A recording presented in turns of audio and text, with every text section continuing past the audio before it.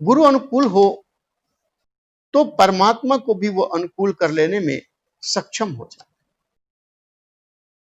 काकभूषुंडी महाराज ने अपने पूर्व जन्म का जो आख्यान लिखा है, उस आख्यान में इस प्रकार की बात लिखी कि एक बार की बात है, मैं पूर्व जन्म में बहुत एक श्रेष्ठ ब्राह्मण था, लेकिन काल पड़ गया, दुकाल पड़ गया, कुछ खाने को नहीं था। परेहु दुकाल विपत्ति, एक बार विपत्ति आई और उस विपत्ति के कारण सब लोग विदेश चले गए और मैं भी विदेश चला। कहां गए? वही महाकाल के दरबार में। गयहु उज्जैनी सुन उरगारी, वहां जाकर के मैं उज्जैन नगरी में पहुंच गया और था कैसा? दीन मलीन दरिद्र दुखारी, ऐसा मेरा स्वरूप था। मैं बहुत विपन्न था, बहुत परेशान था। तो कहीं हमें भोजन नहीं मिला तो मैं भगवान शिव के एक मंदिर में जाकर सेवा पूजा करने लगा। थोड़ा 2-4 रुपया मिल जाता, उससे मैं अपनी रोजी रोटी कमाने लगा। वहां पर एक वैदिक शिव की पूजा करने वाले ब्राह्मण देवता आ गए और जैसे वो ब्राह्मण देवता आए, उन्होंने मुझे देखा और कहा, बेटा यही सेवा तुम दिन रात करते रहो और मैं तुम्हें पंचाक्षरी मंत्र देता हूं, तुम इसका जाप करो। इसकी उपासना करने से तुम कभी दरिद्र नहीं होगे। अब मुझे क्या पता था, मेरे मन में कुटिलता आ गई। मैंने कहा कि मैं झूठ मूठ की पूजा करता रहूं और झूठ मूठ की पूजा करने से मेरा कुछ रोजी रोटी चलती रहेगी। यह विचार कर कर मैं कपट से उन गुरु जी की सेवा करने लगा। जितनी सेवा करता तेही सेवहूं मैं कपट सम, कपट के समेत मैं उनकी सेवा करने लगा। लेकिन गुरु जी के मन में कोई कपट नहीं था। द्विज दयाल अति नीति निकेता, वो बड़े दयालु थे, बड़े अच्छे थे। तो भगवान शिव का ओम नमः शिवाय, ओम नमः शिवाय, ओम नमः शिवाय में करता रहा। एक बार की बात है, और गुरुदेव ने हमारे ऊपर करुणा कर, एक बार गुरु लीन बुलाए, मेरे पास बुलाया और बुलाकर बिठाया। कहते हैं महात्मा जब अपने पास बुलाकर बैठाता है तो कुछ न कुछ देता है। सिर पर हाथ फेरा और कहा, बेटा तुम भगवान शिव का मंत्र जाप करना, शिव सेवा करते रहना, तुम्हें भगवान राम की भक्ति मिल जाए। मैंने उनकी बात को सुना अनसुना कर दिया। मैं तो कुटिल था, थोड़ा मेरे मन में पाप भी था।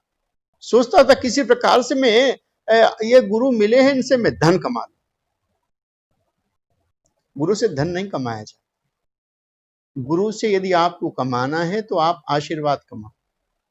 कहते हैं उस आशीर्वाद से उनके द्वारा दिया हुआ तिनका भी, उनके द्वारा दिया हुआ तिनका भी ऐसी मणि बन जाती है जिससे समस्त जगत में उजाला हो जाए। हमारे गुरुदेव बड़े सरल थे, हमें बार बार सिखाते थे, बेटा सरलता से रहना, विनम्रता से रहना, अच्छे काम करना। मेरे समझ में नहीं आता। एक दिन की बात है, एक बार हर मंदिर जपत रहो शिव नाम। एक बार मैं भगवान शिव के मंदिर में शिव शिव शिव का जाप कर रहा था और उसी समय हमारे गुरुदेव वहां पधारे। गुरु आयहु अभिमान ते उठी नहीं कीन्ह प्रणाम। हमने उनको प्रणाम किया। मैंने सोचा मैं खुद सिद्ध हो गया हूं, 4 पैसे कमाने लगा हूं, मैं लायक हो गया हूं। शिष्य कितना भी लायक हो जाए, हाँ, सदगुरु की कृपा के बिना वो कुछ भी नहीं है। और कृपा कैसे बरसती है पता है? हाँ, कभी आपने अपने गुरुदेव की डांट खाई है? देखो प्रेम से बात करे तो आप समझना आधा आशीर्वाद। प्रेम से बात करे तो आधा आशीर्वाद है, क्योंकि प्रेम से तो वो दुनिया से बात करते हैं। पर एक बार जोर से डांट दे और कई बार डांट दे, तो डांटा किसे जाता है पता है? जो अपना होता है। कहते हैं गुरुदेव अगर हाथ के अंगूठे से तिलक कर दे तो वो राजा हो जाता है और एक झप्पड़ मार दे तो वो चक्रवर्ती राजा हो जाता है। ये मेरा व्यक्तिगत अनुभव है। कहते परमात्मा की कृपा हो तो सदगुरु मिले और सदगुरु अगर कृपा करे, उस कृपा में भी कठोर कृपा, थोड़ा मार दे, डांट दे, धमका दे, मैं तुम्हें देख लूंगा, आप समझ लेना आपका कल्याण हो गया।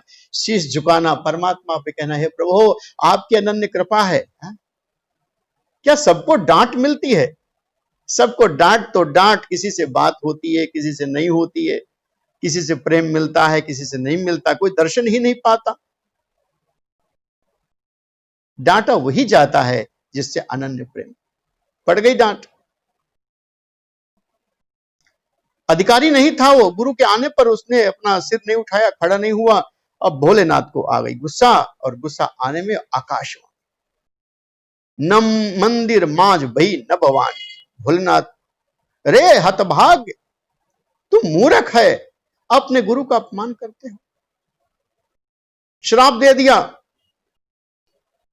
बोले यदि मैं तुम्हें श्राप नहीं दूंगा तो फिर आगे और भी अनाधिकारी लोग ऐसे करेंगे।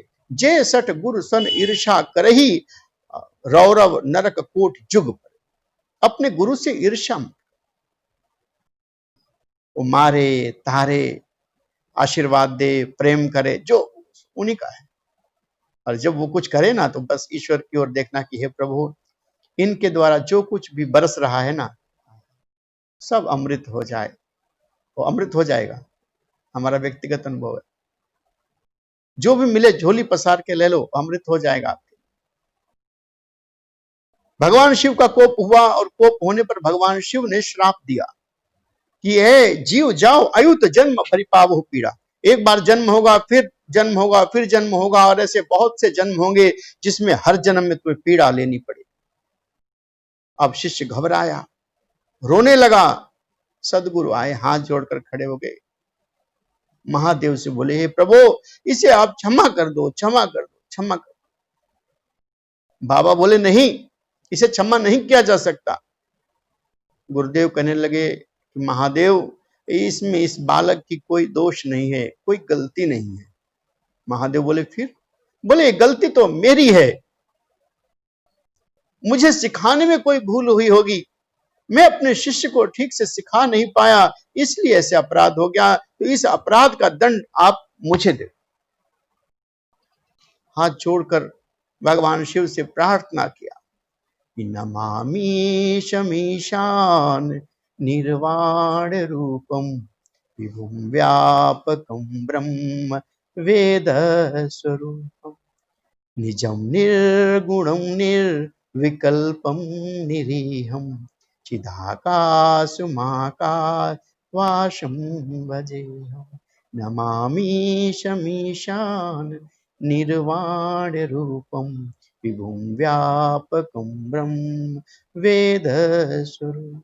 बहुत प्रार्थना किया, बहुत प्रार्थना। प्रभु से कहा कि नातावा तुमानात पादारविंदम भजन्ति हलोके परेवा नरा। न जानामि योगम जपम नैव पूजाम, न जानामि योगम जपम नैव पूजाम, न तोहम सदा सर्वदा शंभुतुभ्यम, न तोहम सदा सर्वदा शंभुतु। हे प्रभु मैं तो कुछ जानता ही नहीं हूं, जरा जन्म दुख हो तादप्यमानम, प्रभो पाहि आपन मामीश मामीश।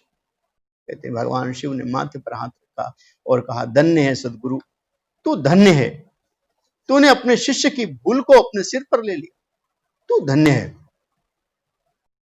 जाओ, इसे जन्म तो बहुत होंगे, लेकिन ये जन्म के बाद जैसे ही जन्म लेगा वैसे ही मृत्यु को प्राप्त हो जाएगा। ऐसे इसके अयुत जन्म होंगे, और अयुत जन्मों के बाद ये काग बनेगा, ऋषि बनेगा, महात्मा बनेगा। और फिर मैं काग भुसुंडी बना, और आज मैं सबको बड़ी सुंदर सुंदर गाथाएं सुनाता हूं। कहते हैं कि गुरु कृपा करे तो कुछ भी दुर्लभ दुनिया में नहीं है। सबके आशीर्वाद लेना, महापुरुषों का भी आशीर्वाद लेना, और धोखे से महात्मा श्राप दे देना तो भी ले लेना। कहते महापुरुषों का तो श्राप भी फल जाता है।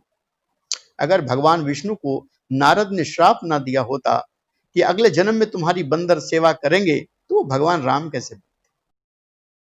कहते महात्माओं का श्राप आपके जीवन को एकदम प्रफुल्लित कर देगा, बस आपके मन में मैल नहीं होना चाहिए। यदि शिष्य के, साधक के मन में मैल नहीं है तो सदगुरु कुछ भी करे, उनका किया हुआ हर कृत्य अमृत बन जाता है। अनुभूत करो महाराज, जैसे हमारे चेहरे पर चमक है ना, आपके चेहरे पर आ जाए।